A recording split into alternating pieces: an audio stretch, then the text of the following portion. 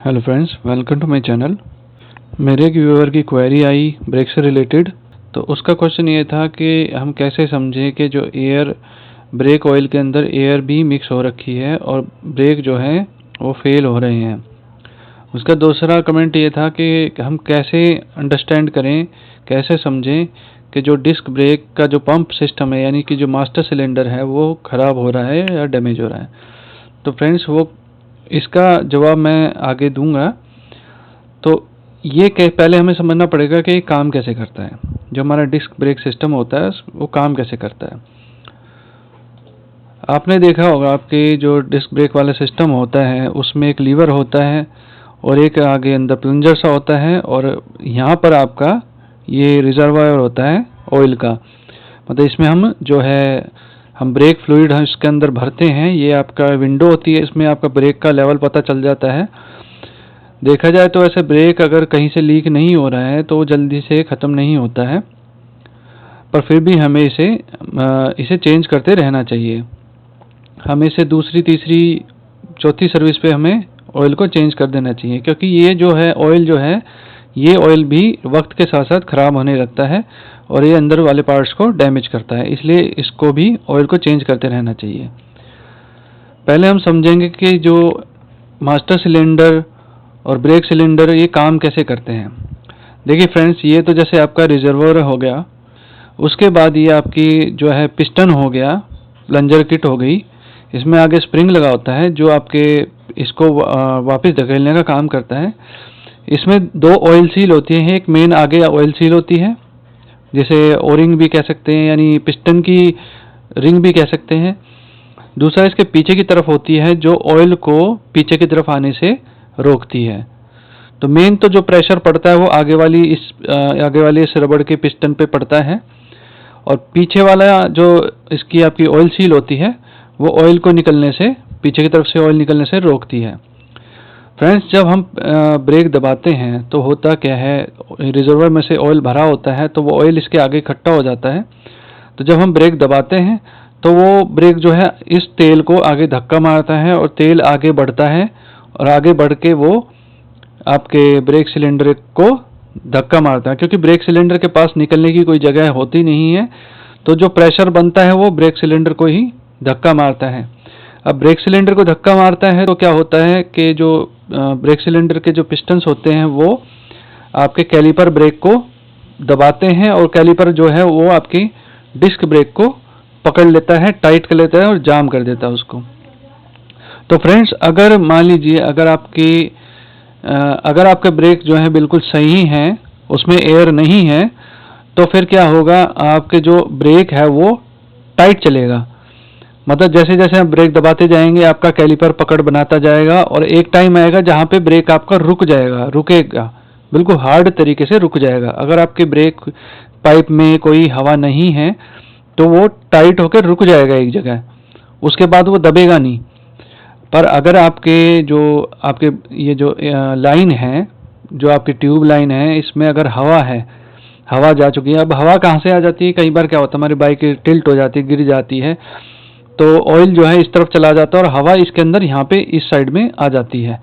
तो जब हम बाइक को दोबारा खड़ी करते हैं तो क्या होता है, वो हवा जो है इसके अंदर आपके ब्रेक पाइप के अंदर चली जाती है, जिसकी वजह से हम ब्रेक दबाने पे हमें ऐसा लगता है जैसे ब्रेक में स्प्रिंग लगा हुआ है।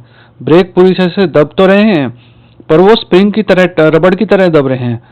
तो अगर ऐसा है तो समझ लीजिए हवा उसके अंदर आ चुकी है।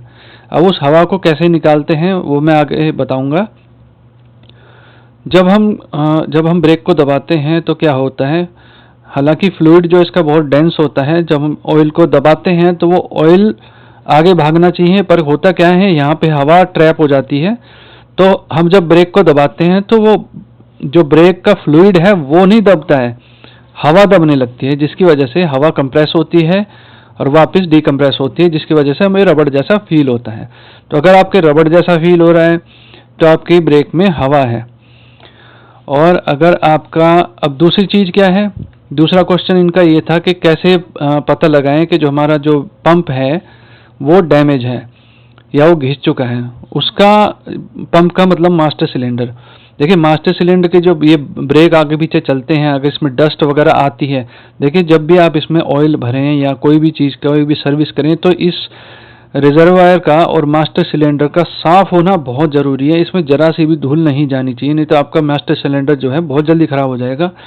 और इसको कभी अगर मान लीजिए आप इसको ड्रेन करते हैं या ब्लीडिंग करते हैं, यानी इसमें से तेल सारा बाहर निकालते हैं, तो उस टाइम पे आपको इसको एक बार पेट्रोल से अंदर से साफ करके, इसमें पेट्रोल से या आप मिट्टी के तेल से इसको साफ करके अच्छी तरह इसको पूरी तरह से सुखा के, बिल्कुल अच्छी तरह से सुखा के उसके बाद इसमें जो ब्रेक फ्लूइड भर के उसको एक चक्कर हम निकालें, एक एक डिब्बी हम उसमें से निकाल दें, ताकि जितनी भी हवा वगैरह, पेट्रोल वगैरह या कुछ भी केरोसिन वगैरह हो वो सारी निकल जाए और ब्रेक में से हवा पूरी तरह से बाहर आ जाए।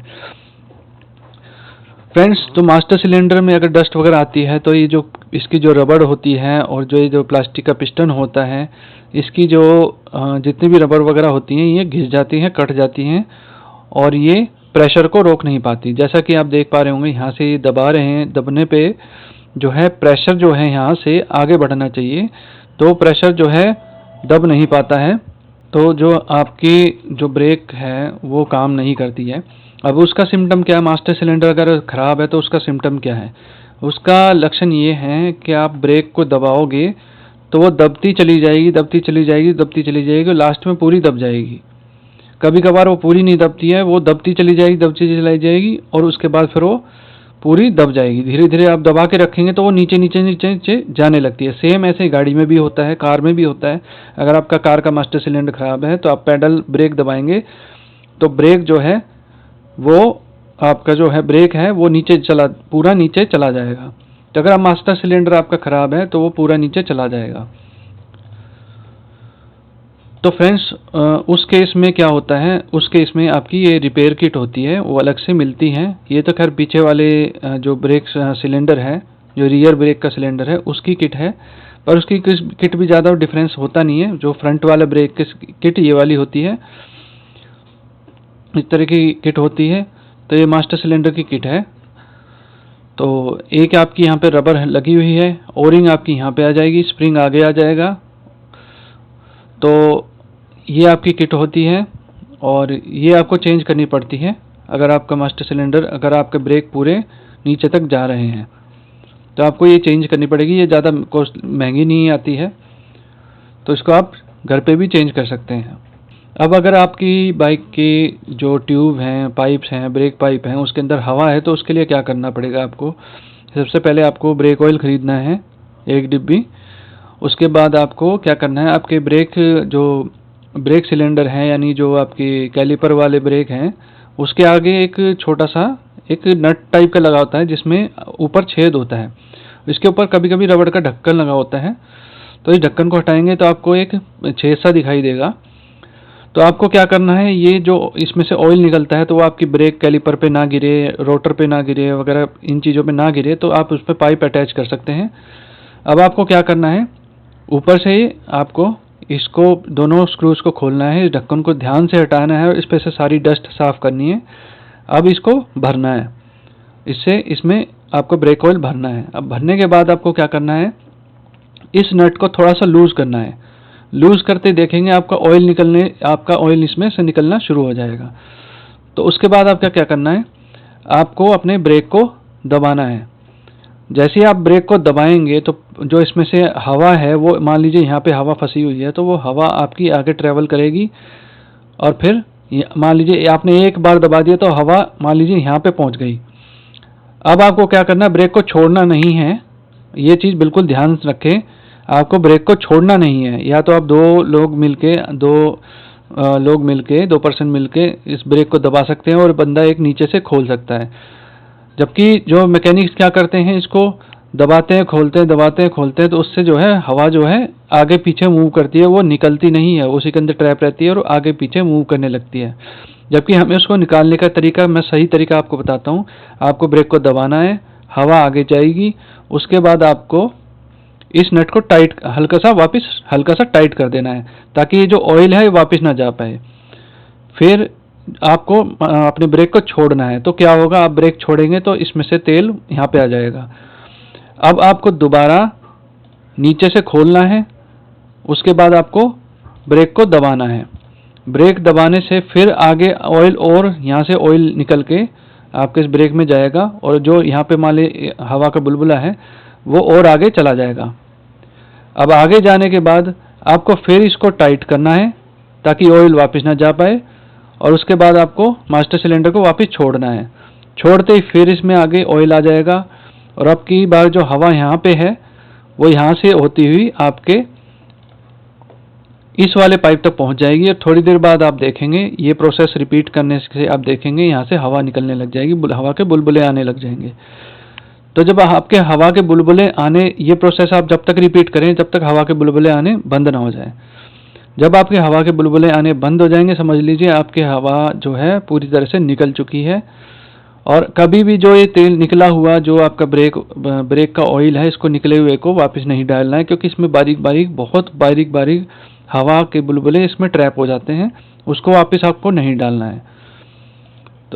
तो फ्रेंड्स, ऐसे करके आप अपने ब्रेक के जो फ्लूइड को बाहर निकाल सकते हैं। आपको स्टेप्स क्या फॉलो करने हैं, बाहर से ये लाइन खोलनी है, फिर ब्रेक दबाना है, फिर लाइन को बंद करना है, फिर ब्रेक को छोड़ना है। तो फ्रेंड्स, इस तरह से आप अपने ब्रेक को ब्लीड कर सकते हैं। इसे ब्रेक ब्लीडिंग कहते हैं, यानी ब्रेक में से सारी ऑयल को निकालना। तो ऐसे करने से आपके ब्रेक जो है बिल्कुल सही हो जाएंगे, नए की तरह हो जाएंगे। और आगे अगर मेरे पास कोई बाइक आती है, इस तरह की इशू वाली कोई बाइक आती है, तो मैं आपको ब्रेक ब्लीडिंग करके दिखाऊंगा, और ब्रेक ब्लीडिंग के साथ साथ मैं आपको इसका मास्टर सिलेंडर चेंज करके भी दिखाऊंगा। तो फ्रेंड्स, आज के लिए इतना ही। धन्यवाद।